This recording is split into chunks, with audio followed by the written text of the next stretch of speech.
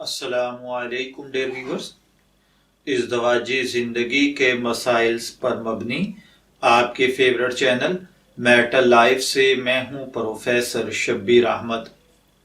हमारा आज का टॉपिक है, क्या नशे की हालत में तलाक वाक़ई नहीं होती। ये एक सवाल है जो कि एक भाई ने पूछा है। वो कहते हैं कि जैद का निकाह नशे की हालत में काजी ने पढ़ा दिया। 2 बरस के बाद नशे की ही हालत में एक ही नशिस्त में उसके खामंद ने यानी जैद ने 3 तलाक दे दी। अपनी बीवी को 3 तलाक देने के बाद वो चला गया। जब नशा जायल हुआ तो निहायत अफसोस करके अपने गुनाह से तौबा की। अब दोबारा उनका अकद यानी उनका रहना निकाह करना जायज है या नहीं। तो देखिए मेरे भाइयों और बहनों, हालत नशा में अगर शोहर अपनी बीवी को तलाक दे दे तो तलाक वाक़ई हो जाती है।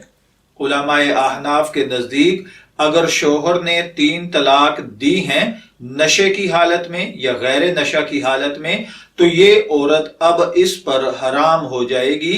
ये अब इसके साथ नहीं रह सकता जब तक कि शरई हलाला न कर लिया जाए।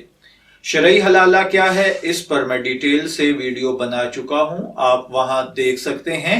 मैं दुआ गो हूं कि अल्लाह ताला हमें इन बातों को समझकर इनके मुताबिक जिंदगी गुजारने की तौफीक अता फरमाए। इजाजत चाहेंगे, फिर मिलेंगे किसी नए टॉपिक के साथ।